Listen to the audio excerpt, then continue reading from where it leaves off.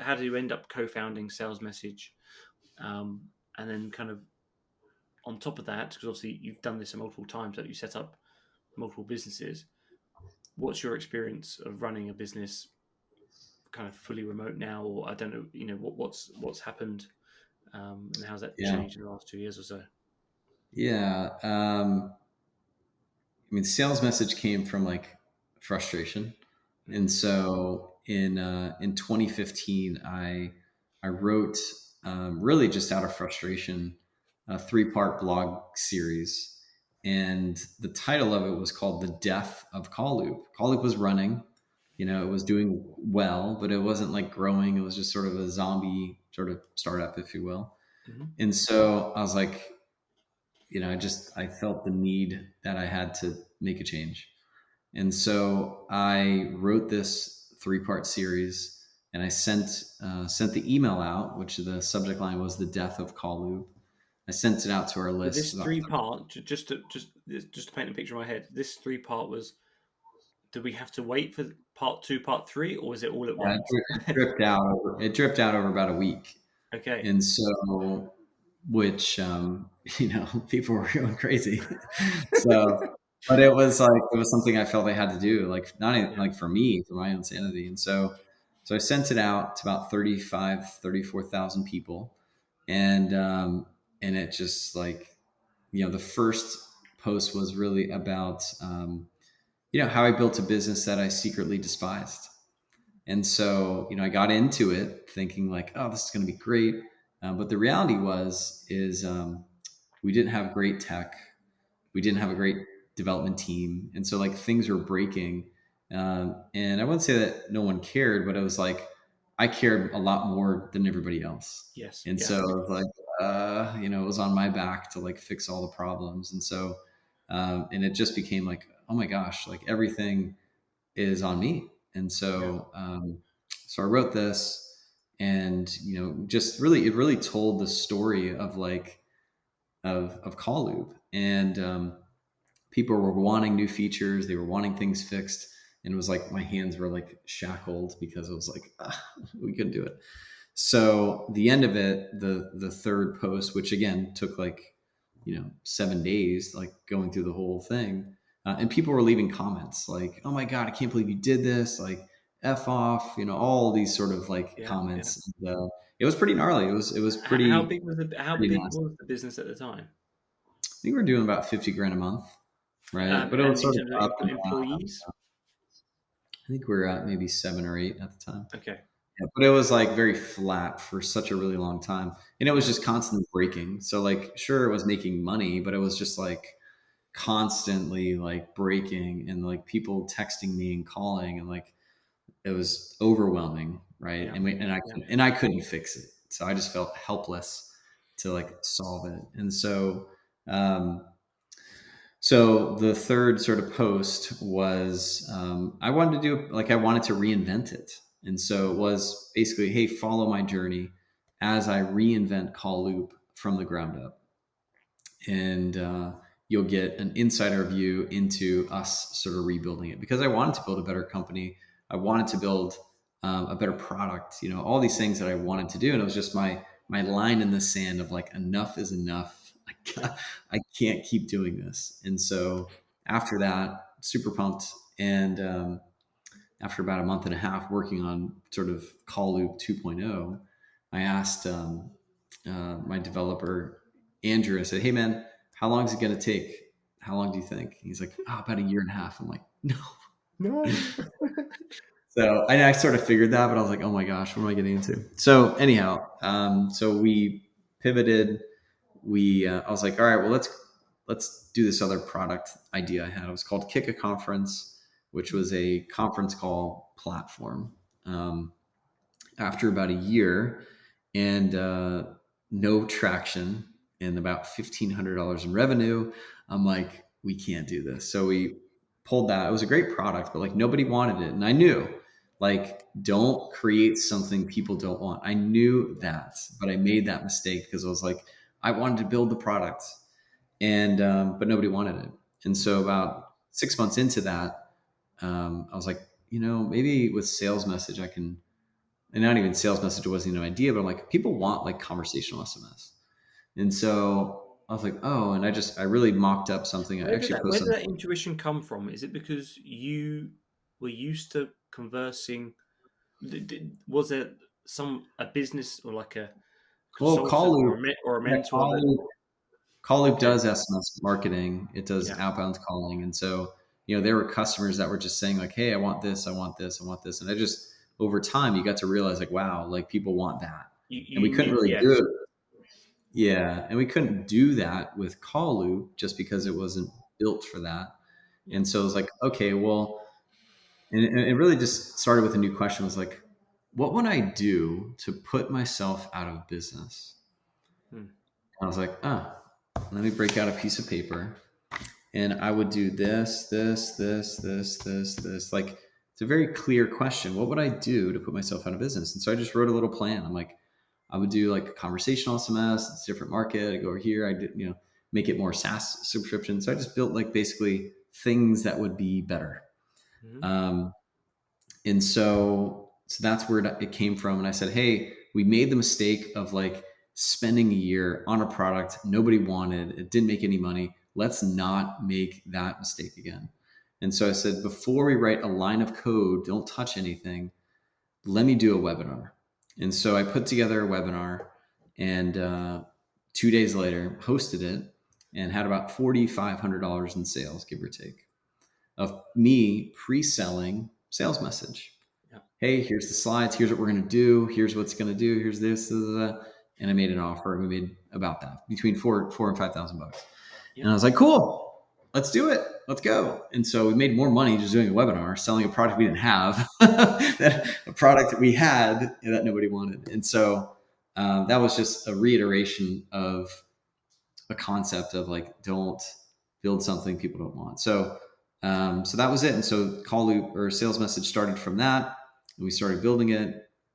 And, it's just been growing ever since. And there's a lot to the story, but I ended up not working out with my original co-founder. And so in COVID, I went from like a development team down to zero.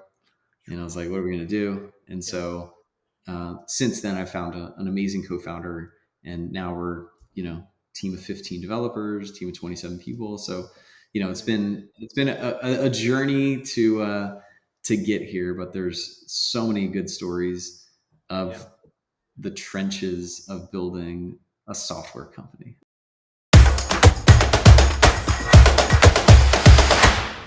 So you've been running, I guess, 6 years now. So what's the story there, and how did that Right. come about? Yeah. So I started Pronto marketing with my dad in 2008. And he was working for Microsoft and was working with vendors he was trying to help them sell their solutions. And he realized that they didn't need advice or consulting advice. They needed execution help. And that was kind of the idea for Pronto marketing, where we did the work for these IT professionals and managed service providers. So mainly it was a website, updating the website, building it, writing copy for them, all those sorts of things. And then some other types of add-on marketing services, SEO, AdWords, ebooks, that sort of thing. So Yeah, that was Pronto. And since 2008, and we had a lot of experience working mainly with managed service providers, but all types of professional services businesses. And at Pronto, we were super focused, always focused on customer satisfaction, really believed in it deep in our core and strategically as well. So, and I was never really happy with the customer satisfaction solutions at the time. We used Zendesk, and their out of the box solution didn't have enough data that we wanted. We used some other tools in the market, weren't happy. So for years, we always kind of maybe even joked like, we should just build our own tool that we, whatever that's we how it want to always do. starts, right? Yep. Yep. So eventually we said, yeah, let's do it. And I've always wanted to try SaaS and see how it goes. So it was really great to be able to build Simplesat within Pronto, basically incubating it using Pronto's resources. We still use Pronto's admin and HR and like finance teams to take care of some stuff. So we can really just focus like directly on the product and our customers. So I was kind of halfway in between Simplesat and Pronto for a few years, and around 2018 really made the switch full time for Simplesat. Okay. But Cory, thanks so much for that. I just want to kind of dig a little bit into Sure. kind of the before journey, and you said that this was kind of incubated within the previous business. Mm-hmm. What was it that made you, or obviously you started the previous business with your dad as well, Derek? Is that right? Yes. Yeah. So then, what was it that gave you the confidence to say, actually, this could be Simplesat could stand on its own? I'm going to run with that. What was the? I guess the confidence. So, I mean, it helps being incubated in this company was, that was very comforting, a lot more than if I just left completely, broke it off and tried to go find investment or something. Yeah. So it was a nice safety net. I know sometimes it's good to have if your back's against a wall to force you to work, but it started out kind of nice where we can incubate it, make sure that we had something that we wanted to run with.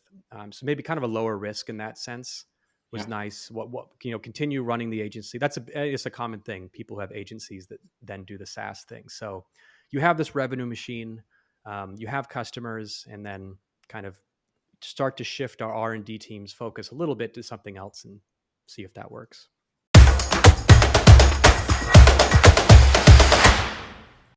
Scratch the surface of your out funnel journey there, right? So how did that come to you working at this agency in Holland? How did you meet your co-founder? How did out funnel and were you always head of support and product? What was the journey there? Yeah, so I guess that started. So it all started in the Netherlands, kind of working for that other company, and I mean, I had kind of gone up in ranks from like business developer to account executive to head of commercial ops, and then at one point I came back to Estonia, but I still kept working for the Dutch company. But then I ended up in like a co-working space over here, right? I mean, I was the only person in Estonia for that company, and then I found myself sitting across Andrus.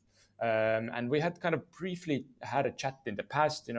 We've seen each other from somewhere, but then the problem was that both of our legs were very long, so we kept hitting each other, which was super annoying. You thought, hello, sailor. Something like that. And then, one thing led to another. We went out for a lunch, and he said that, hey, I had just left Pipedrive, and then I had this idea. When I was in Pipedrive, he experienced firsthand that there's no marketing tool that integrates well with Pipedrive, and it's a hassle. And then he interviewed like 100 people to really understand where the problem is. So that's before building any lines of code. And then they he got started with another co-founder, like a technical lead, to build kind of the first version, and then kind of the first funding was raised, and then I joined on board as well, because I had kind of been always there and kind of thinking along how to approach the different things, what are the kind of the first things to build, and then I joined as a co-founder. And then at first, I mean, we didn't have many customers, right? I mean, probably when we raised funding, we had like 10 customers or something like that. And then at first, we really painstakingly wanted to speak with all our customers. So that was kind of the first thing I did at Outfunnel as well. So it was kind of like on the support side, taking the demo calls, talking with people, really setting up the workflows over there. And then both Anders and myself kind of looked at the product together. So Anders had that marketing experience, I had that sales experience, and then those kind of blended into one. But at one point, it made more sense, kind of Anders, to really go and take the path of the CEO and really focus on that and kind of lead the overall company. And then for me, because again, I've always been interested in those automating things, that technology overall, and that's when I kind of took up the role of product and started to take responsibility of that. And here we are today.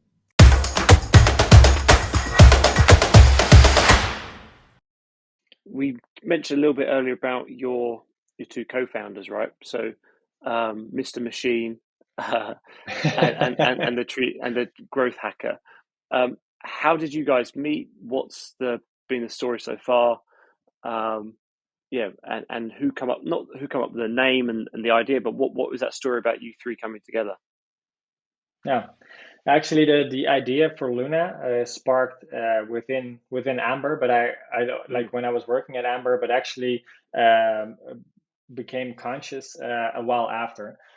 the story is how we met is that after I decided that I wanted to take a step back with Amber, because it grew into a really big company. There we had investors, we had a supervisory board, we had like a lot of responsibilities for the CEO as well. I was the CEO. I started the company at age 19. So basically, every time we hired someone, that was the biggest company that I had ever worked for. So that was a very interesting dynamic right there. So I decided to take a step back and, well, first find a CEO that was more experienced, have him take over, and then take a step back.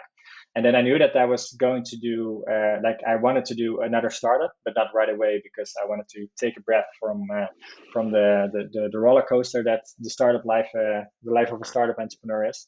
But more importantly, I also knew that I wanted to learn two things. One of them is how the investment game works. So we had raised some investment with Amber, but I also knew that there was much to learn there. And the second one was how to scale companies. And that's actually how I got in contact with Jean-Paul, our chief growth, because he was a growth hacker and he was helping a lot of companies. And I just got in touch with him and talked to him about the things that he was doing with both B2C ads campaigns, but also LinkedIn automation, email automation, scraping data, and like combining all that using Zapier or other API integration tools. So basically trying to learn as much from him as possible. And we hit it off so well, became good friends, and started one of the companies that you mentioned in the beginning was Tactic.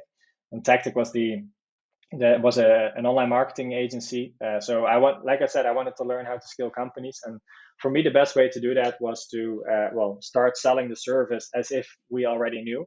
And then when you sign the contracts, you're like, okay, now I really need to learn, and I need to learn quickly. So you know that you learn everything there is to learn. So that was actually what I started with Jean-Paul. And that's also how we got to know the market really well, because with Tactic, we were basically able to try out any competitor product there is in the market, always looking for something like Luna, because we knew that was the end goal, but it wasn't there. And then we started looking for a third co-founder, because I'm an engineer from background. I did a solid 6 months of electrical engineering, and then I decided to drop out and start my own company. So me building the platform wasn't really going to be a good idea. And that's actually how we started looking, and we knew Robin as a friend from a friend. And it was an immediate hit. He was super excited about about what our ideas were. And I think we did not even finish the question, like, hey, you want to go on this adventure with us? And he already started writing his first lines of code. So I was going to say, he's already mapping it out in his head. He's like, okay, well, we could do this, we could do that.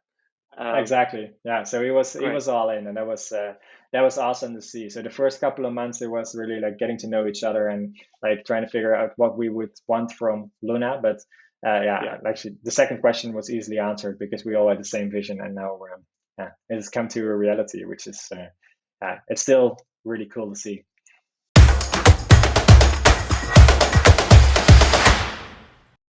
So we've gone through a little bit of the Clenty history, a little bit of the introduction or the integration between Clenty and Pipedrive. What about you, right? So can you tell me a little bit about your journey? How did you end up to co-found Clenty? And how did you end up meeting your co-founder, Vengat? Okay, it's a long story. I'll try to keep it very short. I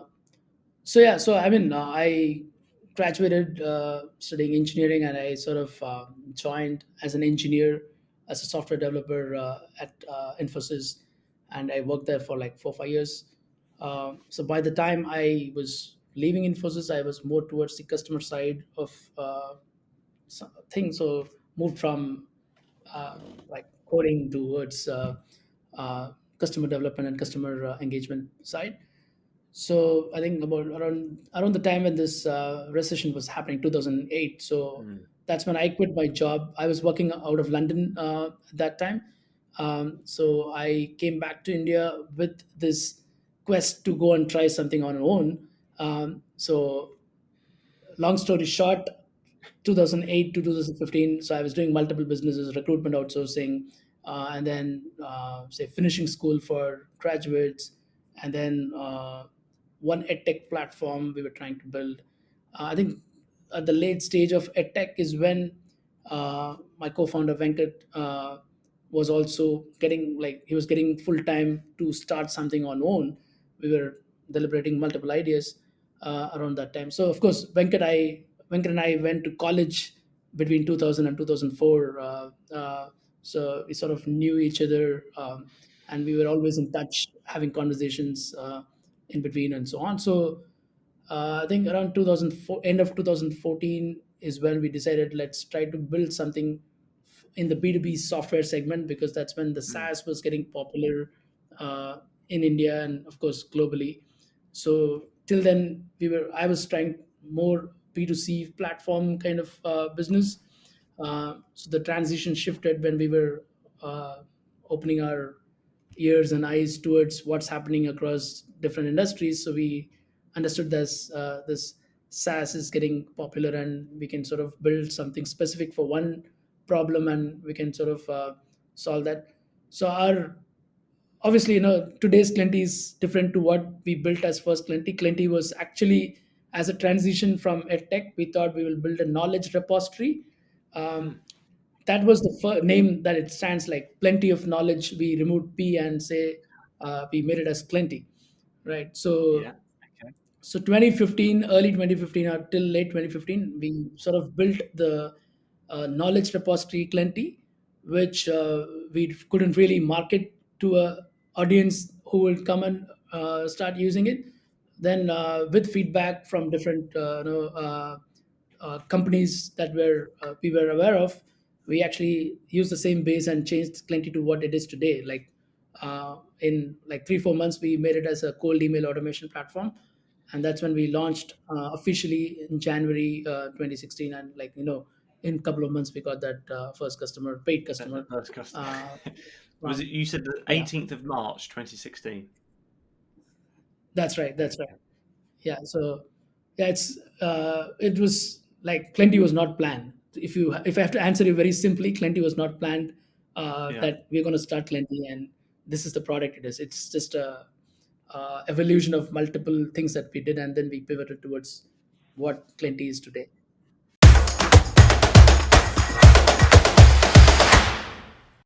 What was the journey like for the business, and how did you end up starting TrustMerit in the first place? Right. So we touched upon. Are you still with the same co-founders? What's the story there? And did anyone move on? What's the and one thing that always comes to my mind: where does the name TrustMerit come from? Yeah. So yeah, actually, like we have like sales, like strong sales and marketing background in our business, and how we actually started initially. It was the idea of our CEO Johannes, and like he was building websites in his previous life, and typically the most difficult part of creating a good website was to get like authentic customer stories, reviews, testimonials to the website, and they were like really important. So that's like how the idea of, okay, we need this kind of service that you can get them easily, and then that's how we started producing those videos first, and then basically developing the software platform. And yeah, we are still like our core team is almost the same still. Nice. I think we had 5 co-founders back then. Now we are still 4 of them are working with TrustMerit. Then the name, we had a Finnish name in 2016, but then when we started going global, and at the same time when we launched our software platform, then we had to figure out the new name, and the TrustMerit was actually idea of one of our employees. So what we are doing with our business is always we are building trust. So that's where trust is coming from.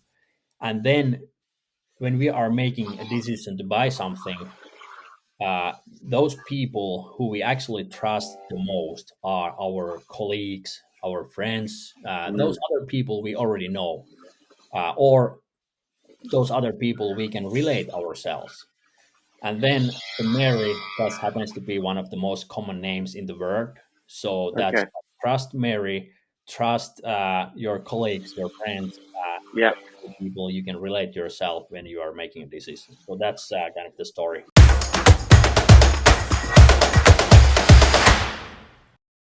Are you scratching your own itch? Are you building something that you wish you had? Yeah, absolutely. I mean, for what I think what my sales career told me was that it is always a team effort to make that sale. I think it's also for me as a sales leader, it is the most important thing to bring together a good team. Then in different settings you have your probably inside fields business development rep, people that do great work on an account. You have your technical experts. You have probably subject matter experts that know the industry. You have your salesman. It's orchestrating all of these people in your own organization to deliver your value proposition in the end of the day to the other organization, right? Yeah. And this is, I think, a bit of why it is for me an important thing to understand who talks to whom, who has relationships with whom.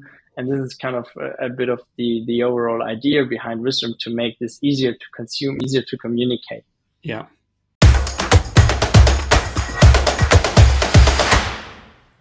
Tell me a little bit about your journey so far. And, you mentioned at the very beginning, there was a story around how you started Sales Screen. So if you don't mind, touch upon that and, what's exciting, what are you most looking forward to in the next, 10 years or so with Sales Screen? Sure.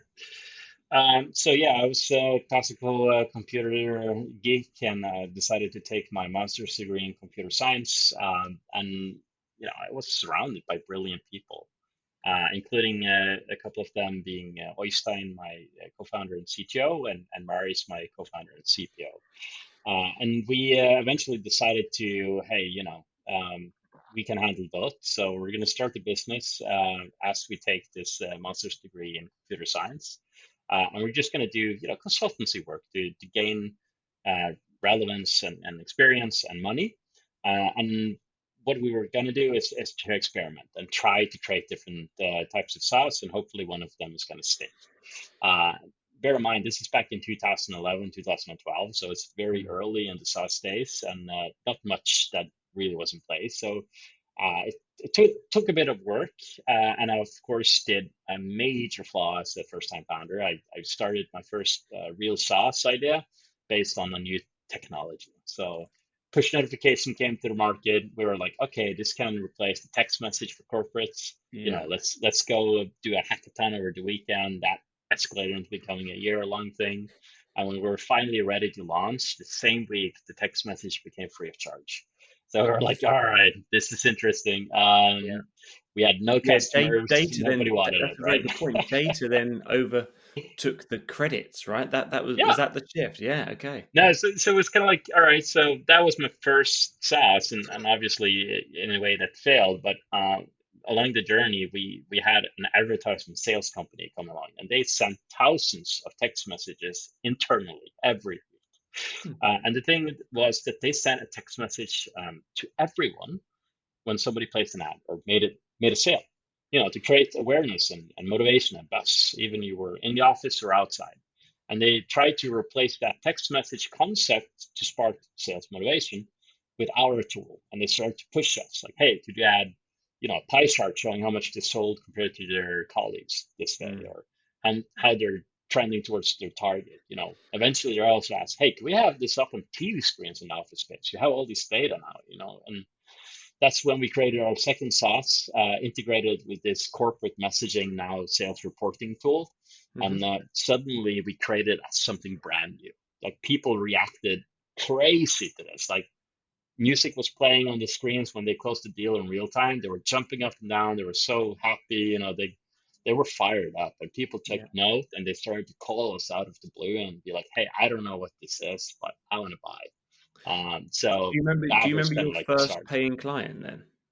Yeah, it was this client. I would say, they transformed my bad SaaS into Sales Screen, and then the client number 2, 3, 4, and 5 were all people who visited this call center, or people who worked in that call center and changed jobs, went to their manager and said, "Hey, you gotta buy this stuff." So we bootstrapped SalesStream all the way up to 2018. That's the first time we raised money, and we had several $1 million in ARR at that point. Even so, it's been a cool journey. Oh, amazing. And for the future, I'm definitely feeling that the pandemic unlocked a next type of journey for us. So we've grown faster and faster over the past couple of years. There is a war on talent. People are resigning or reshuffling into other jobs. That's the problem. Creating an engagement and an exciting atmosphere and a culture when people are working from home or remote is really hard. That's something that we do and help with. So it just makes a lot of sense in the modern hybrid work place to have a tool like SalesScreen to really help create that or recreate that best of the classical sales floor and get people fired up. Also, it's just like, there's so many tools out there. It's just AI based and machine learning, this and that, and increased efficiency. But where's the tool for the people? The tool that sparks human emotion and gets them excited.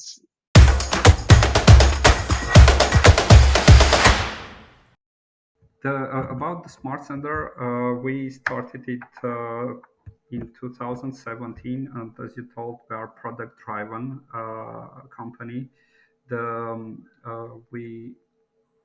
We were growing based on the service and the product we provide mainly, and how we meet the expectation of our customers and what kind of problems we solve for them.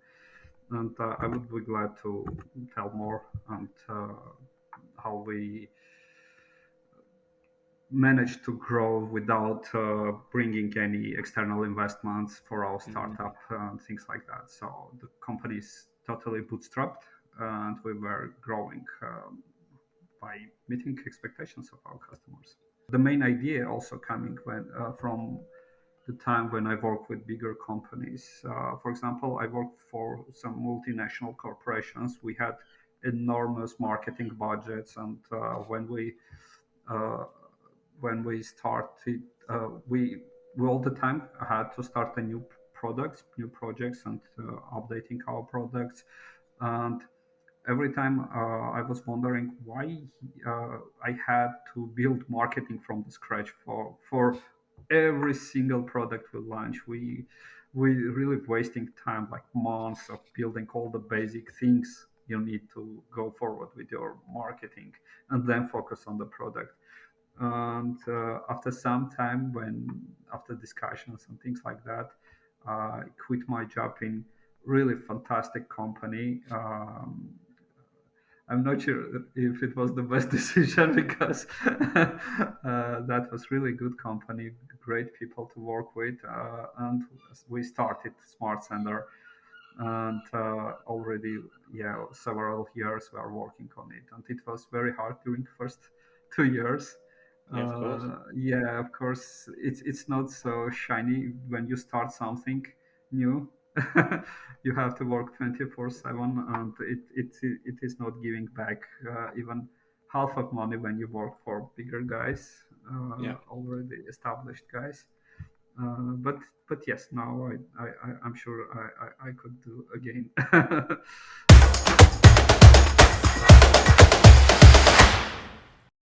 And a little background about myself.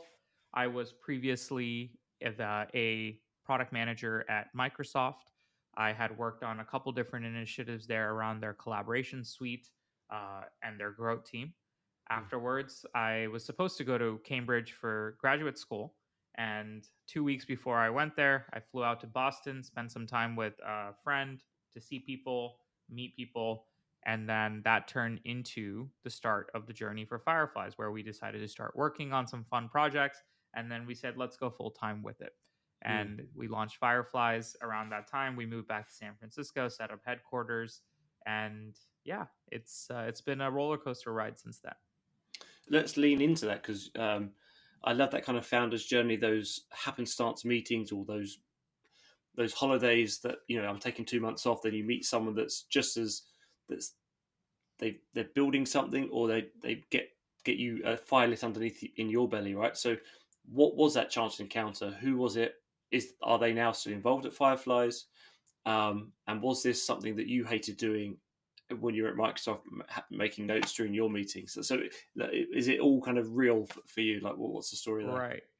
So one thing I will say is a lot of PMs have tons of meetings, and in many organizations, a part of a PM's role is to be a glorified secretary after every meeting, sending follow-ups. In fact, some PMs think that's their only job, is to schedule meetings, bother engineers, and then have tons of meetings and send follow-ups afterwards. So part of me was like, PMs need to add more value. They need to be actually product driven. They need to be focused on solving problems rather than being an organizational overhead. So that's something that I was really inspired by. How do you change that process of being a really good PM inside an organization? And then that took me to the second order question of, wait, this is all management is. Management is just throwing tons of meetings. Meetings are very expensive. In fact, if you get 4 people in a room, that meeting could easily cost several $1,000s, right? In terms of time and sunk cost and all of that. And if someone didn't attend the meeting, you're going to have a meeting again with those people. So that was really the inspiration, but it was never enough of a problem in my mind to say, hey, let's start a business around it. So the reason it all happened was I had left Microsoft, had a wonderful time there, learned a lot.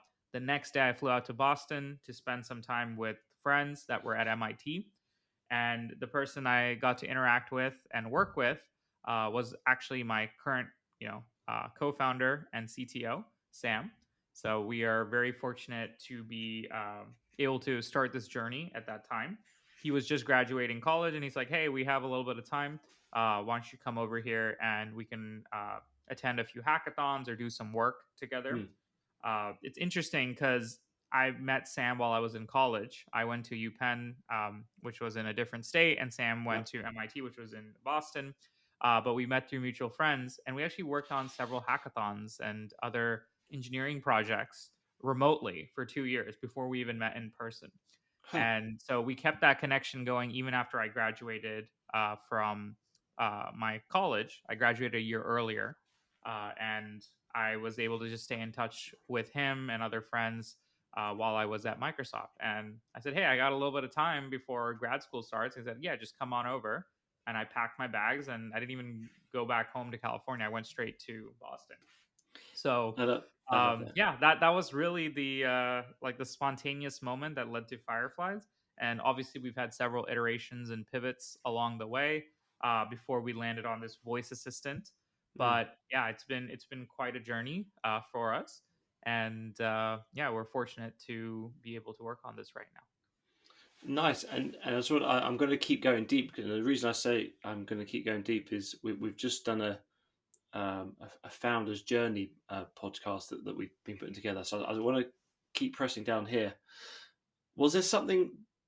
So you were working with Sam remotely. Obviously, you never met him, but was there something why you two collaborated remotely? Was there a way that you worked that really resonated with him, or is there something that, as a CTO, is he a machine? Like, what's that relationship like with the two of you? Can you just be brutally honest with him? What is that kind of relationship like between you?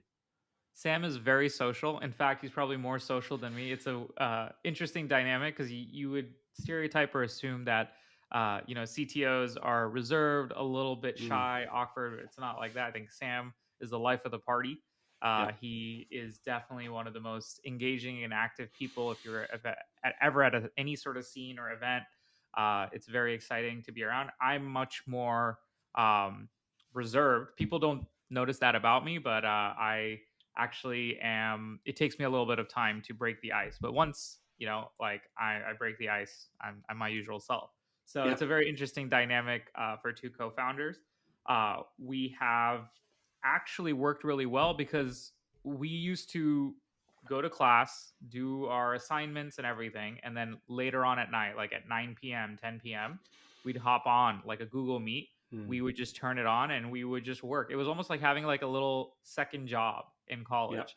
And if we were done with all our club stuff and we had a lot of free time, we would just go and work on different fun activities or projects together. We would basically attend hackathons because there was a little bit of reward money or prize money, and we were like, let's apply and let's win. So when we first started, the first hackathon we did was actually a food delivery app, very different, right? At those times, using crypto. So we've basically done everything under the sun. And that was really interesting. So the idea was Coinbase came to MIT and gave everyone a few $100s of Bitcoin and said, okay, here's a hackathon, build a practical use case for Bitcoin. And so we did this social currency / food sharing app where people pay each other in crypto for food delivery.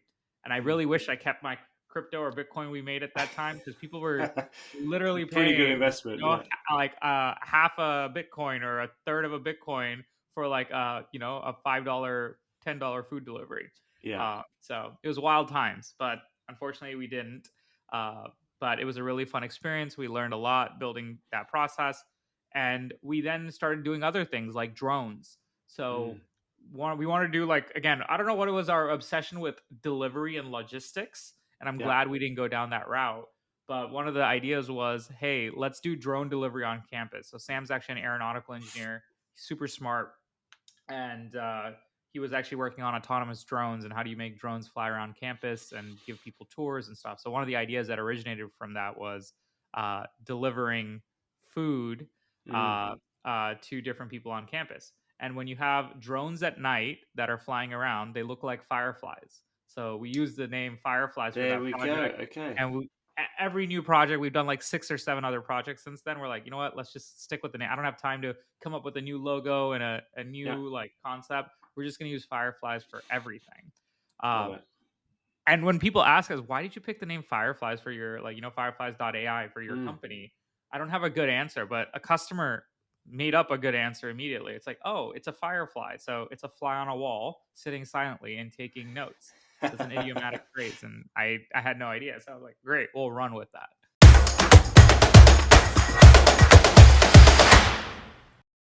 Thanks a lot. Really a pleasure to be here, Bruce. I'm David. I'm the co-founder and CEO of LeadJet. I'm actually coming from northern Germany. I have a French name. The company is also based in Paris. I have since 1.5 years a hard time navigating myself through the city, as my French is not that good as it should be. But so I made it through the studies. Exactly as you said, we started LeadJet doing our studies actually together with my co-founder Romain, who's actually French, and it was our own pain back then. We didn't want to start a company and grow it to now above than 20 people, but things got fast. COVID helped us in some way because salespeople nowadays, or sales happen nowadays more online, and you use a bunch of different tools together with your CRM. So that's why there was space for us, and a Paris-based B2B SaaS company. So we are. So we started the company 2 years ago, where we started on Product Hunt. We just thought, okay, here's something cool, let's upload it on Product Hunt.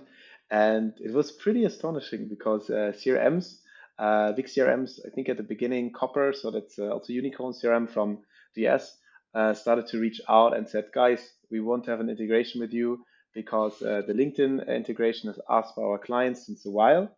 And we thought, okay, let's do an integration with them and see what comes next. And then we partnered with Pipedrive, with HubSpot, with Salesforce. Didn't have any sales team, just hired this first sales just 1 week ago, and grew the whole company in 2 years bootstrapped to now 22 people. And super happy how it went so far. So did you your first sales hire was last week? Yeah, so sales. Oh wow, okay. And what led that is, are you now on a new kind of trajectory to keep growing, or are they outbound sales? Are they in a customer success remit? What's their So what are they planning? I mean, obviously as a SaaS, you start first with no touch, so self-service basically. So what we tried is we follow like a product-led growth. strategy that we create a flying product. Meaning we need to have a short time to value that says short onboarding. You can download the software on your own. You get a marketplace, 3 clicks, and you see directly the value. Meaning 1 click, you can add a profile from LinkedIn, fully enriched with 15 fields, and it's in your CRM. So no manual data entry anymore needed. And so obviously we got a lot of smaller clients. In the beginning, also we started to connect with Copper and Pipedrive. So that's more up to the SMEs, I would say. Once we then integrated to HubSpot and Salesforce, we got bigger clients, and now we are moving to no touch to high touch. And that's why here, the touch, as it says, is required. So that's why we hired the first sales. As we don't have the self-service for bigger clients, we need to have at least 1 demo, even if the product is self-explanatory. But for negotiation, for instance, so that's why, we are tackling now a few scale-ups and unicorns. First and foremost, we start in France, obviously, and that's why we hired him. So let's see how it will work out.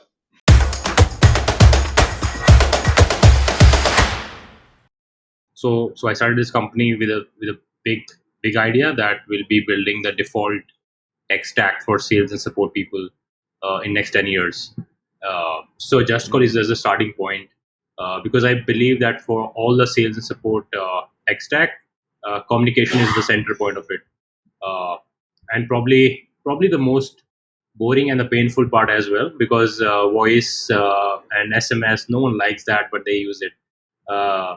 So if you can just make that right, and if you can start earning the trust of your customers, you can start expanding your offering. So that was the basic idea for Just Call that we sort of started with. Let's start with something and modernize it. And So, and were you running the 2 companies at the same time, or did Just Call kind of build so much steam and you kind of ran away with that? No, I mean, so I started this company as SaaS Labs, the bigger idea, which will hopefully go public in next 5-10 years. That's a bigger idea. Yeah. So Just Call is the starting point for us. We're gonna have a complete suite of products for sales and support people, but I think you need to own the infra so that you can build on top of it. So Just Call will help us, will become that central pillar for us to build those bigger sort of things around sales.